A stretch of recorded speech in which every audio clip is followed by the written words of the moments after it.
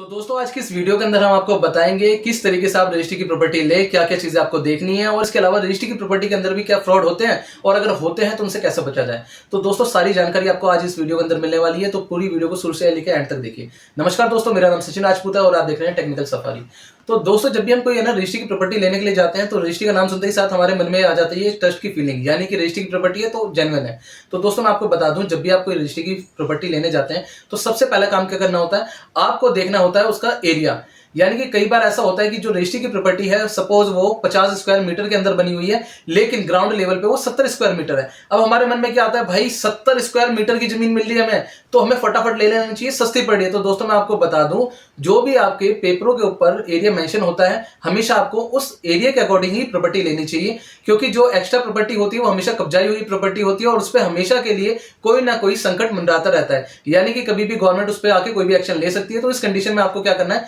Genuine property वही लेनी चाहिए जिसके अंदर डॉक्यूमेंट्स के अंदर और प्रेजेंट दोनों की वैल्यू सेम हो। यानी कि अगर डॉक्यूमेंट के अंदर 50 स्क्वायर मीटर है तो प्रेजेंट भी 50 स्क्वायर मीटर होनी चाहिए। और अगर आपको कोई ऐसी प्रॉपर्टी मिल रही है कि जहां पर प्रेजेंट में 70 और इस पेपरों में 50 है, तो उस कंडीशन में जो आपको उसकी डील करनी चाहिए वो 50 स्क्वायर मीटर के एरिया के हिसाब से ही करनी है। 70 के हिसाब से आपको रेट पर कोई भी आर्गुमेंट नहीं करने, आपको उनसे सीधी सी बात करनी है कि भाई 50 स्क्वायर मीटर अगर हमारा ऑन पेपर है तो हम इसी पे ही प्रॉपर्टी को परचेज करेंगे। तो सेकेंडरी पॉइंट क्या होता है दोस्तों कि यहां पर जब आपकी ये सारी चीजें फाइनल हो जाती हैं तो आपको उसमें सर्च करना होता है टाइटल डॉक्यूमेंट, यानी कि वो जो प्रॉपर्टी है वो कहां से आई, क्या ये सेल डीड की है, क्या ये गिफ्ट डीड की है, या फिर किसी गवर्नमेंट सेक्टर से अलॉट है। अगर आपको ये सारी चीजें जाननी है तो सबसे पहले आपको उनके टाइटल डॉक्यूमेंट देखने होंगे, जो उनकी प्रेजेंट की रजिस्ट्री है वो देखनी होगी कि जो ऑनर आपको बेचने के लिए आया क्या वो रियल में उसका ऑनर है। कहीं ऐसा तो नहीं है कि कोई फेक प्रॉपर्टी के पेपर बनवा के मुझे प्रॉपर्टी बेच रहा है। तो आपको इस चीजों को अच्छे से जांच लेना है। थर्ड क्या होता है दोस्तों, हमें ना अपनी प्रॉपर्टी के जो है चैनल डॉक्यूमेंट्स देखने होते हैं,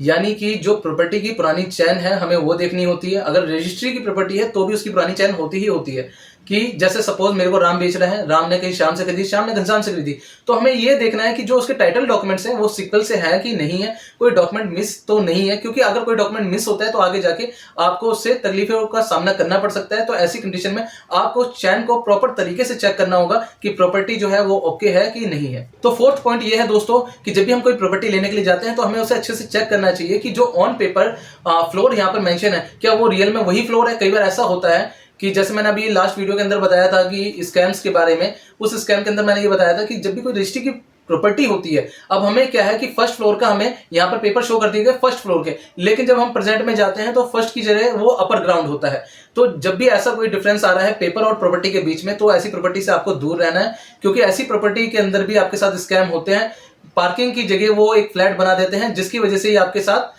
जो सीक्वेंस होते हैं फ्लोरों का वो बिगड़ जाता है और उसके बाद आपको बहुत ज्यादा दिक्कत आती है कोई भी यूटिलिटी कनेक्शन लेने में, या फिर जब आप इसे सेल आउट करते हैं। तो ऐसी प्रॉपर्टी से आपको बच के रहना है। पांचवा पॉइंट दोस्तों, तो आपको जब भी प्रॉपर्टी के पेपर चेक करें तो वहां पर आपको दो चीजें ध्यान से चेक करनी है। पहली चीज कि उसके पास पोजीशन लेटर है या नहीं है, दूसरी चीज अलॉटमेंट कहां से हुई है, यानी कि या तो उसके पास अलॉटमेंट होगी या फिर उसके पास सेल डीड होगी या फिर गिफ्ट डीड होगी। और अलॉटमेंट ये होती है कि जब भी उसे किसी सरकारी ऑफिस से या सरकारी डिपार्टमेंट से वो फ्लैट या जगह जो है वो प्रोवाइड की जाती है तो उन्हें अलॉटमेंट लेटर दिया जाता है। वो अलॉटमेंट लेटर उनके नाम पे है या नहीं है, ये चीज आपको क्लियर करनी है। क्योंकि कई बार ऐसा होता है कि जो ये फ्लैट होते हैं, सरकारी फ्लैट्स होते हैं या रजिस्ट्री के फ्लैट्स होते हैं, तो इन कंडीशन में क्या होता है कि वहां के जो लोग होते हैं वो इलीगल तरीके से किसी और को फ्लैट देते हैं रहने के लिए, और वो लोग उस पर सेल आउट करके या फिर कोई फ्रॉड करके ऐसे निकल जाते हैं। तो उस कंडीशन में आपको उनका अलॉटमेंट लेटर भी चेक करना होगा। उसके बाद दोस्तों क्या होता है कि हमें यहाँ पर चेक करनी होती है उनकी टैक्स रिसीट, यानी कि अगर रजिस्ट्री की प्रॉपर्टी है तो जाहिर सी बात है उसका हाउस टैक्स भी जाता होगा कि उनका जो हाउस टैक्स है वो अप टू डेट है या नहीं है, और एमसीडी की जो मोटेशन है वो उनके नाम पर है कि नहीं है। क्योंकि मैं आपको बता दूं, मैंने लास्ट टाइम भी बताया था कि मोटेशन के अंदर अगर उनके नाम पर मोटेशन नहीं है जो प्रेजेंट ओनर है तो भी वो पूरी तरीके से ओनर नहीं माना जाएगा और उसमें आगे जाके आपको भी दिक्कत आने वाली है। तो सबसे पहली चीज हमें टैक्स रिसीट को जो है अप टू डेट लेना है उनसे, और जो उनका मोटेशन सर्टिफिकेट है वो देख के अपने नाम पर उसकी मोटेशन करवानी होगी। देन उसी के बाद हम वो प्रॉपर्टी ले तो ज्यादा अच्छा होगा हमारे लिए। देन उसके बाद दोस्तों अगर वो किसी रेजिडेंशियल सोसाइटी के बीच में है, यानी कि जहां पर आरडब्ल्यूए एसोसिएशन है, तो वहां पर हमें आरडब्ल्यूए से भी एक एनओसी चाहिए होती है, क्योंकि हर ऐसी सोसाइटी के अंदर जो है मेंटेनेंस चार्जेस जाते हैं, लिफ्ट के चार्जेस जाते हैं, बहुत सारे ऐसे चार्जेस होते हैं। कई बार ऐसा होता है कि जो फ्लैट का ओनर होता है वो उन चार्जेस को पे नहीं करता है, उसके ऊपर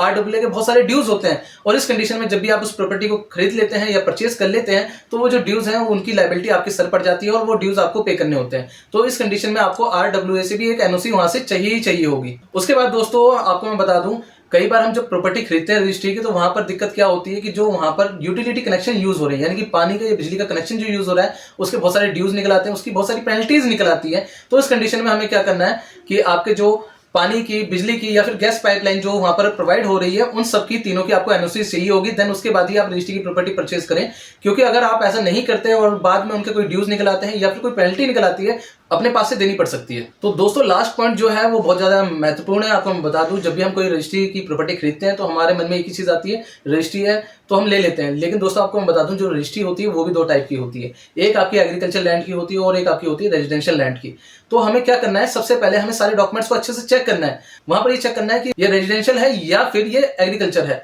तो उसे चेक करने के लिए हमें क्या करना है, पीछे से टाइटल डॉक्यूमेंट्स जो है हमें चेक करने हैं। वहां पर हमें दिख जाएगा कि ये कोई खसरा नंबर था या फिर ये कोई खेती थी, खसरा खतौनी उसकी मिल जाएगी और उसकी रजिस्ट्री मिलेगी। देन आगे आते आते जब आपने वो प्रॉपर्टी परचेज की है तो आपको वहां पर एक बीच में एक लेटर मिलेगा जिसे हम कन्वर्जन लेटर कहते हैं, यानी कि जो एग्रीकल्चर लैंड है उसे रेजिडेंशियल लैंड में कन्वर्ट कराने के लिए गवर्नमेंट को फी देनी होती है। देन उसके बाद ही आप उस पर अपना जो घर है वो बना सकते हैं, रहने की जो सुविधाएं हैं वो वहां पर कर सकते हैं। तो इस कंडीशन में आपको कन्वर्जन लेटर की जरूरत पड़ेगी और ये डिमांड आपको करनी ही करनी है कि जब भी आप कोई प्लॉट खरीदते हैं कि उनके पास वो कन्वर्जन लेटर है या नहीं है। तो इससे भी आपको ये पता चलता है कि जो प्रॉपर्टी है वो बैक साइड से जो आ रही है वो एग्रीकल्चर से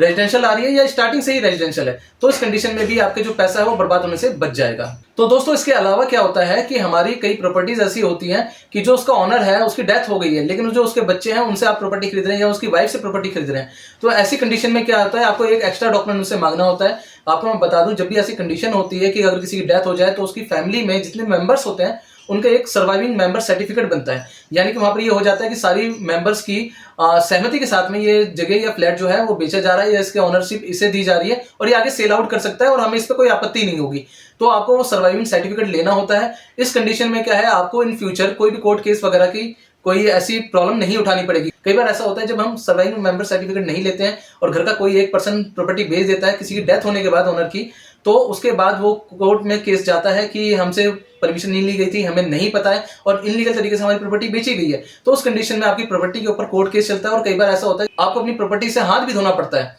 तो दोस्तों ऐसी कंडीशन में आपको वहां पर सर्वाइविंग मेंबर सर्टिफिकेट की भी डिमांड करनी होगी। तो आई होप दोस्तों आपको हमारी इस वीडियो के अंदर बहुत सारी महत्वपूर्ण जानकारियां मिली होंगी। अगर आपको हमारी ये जानकारी भरी वीडियो पसंद आई है तो वीडियो को लाइक करें, शेयर करें, कमेंट करें, साथ के साथ चैनल को सब्सक्राइब कर दीजिए और बेल आइकन प्रेस कर दीजिए ताकि हमारी वीडियो आपको मिले सबसे पहले।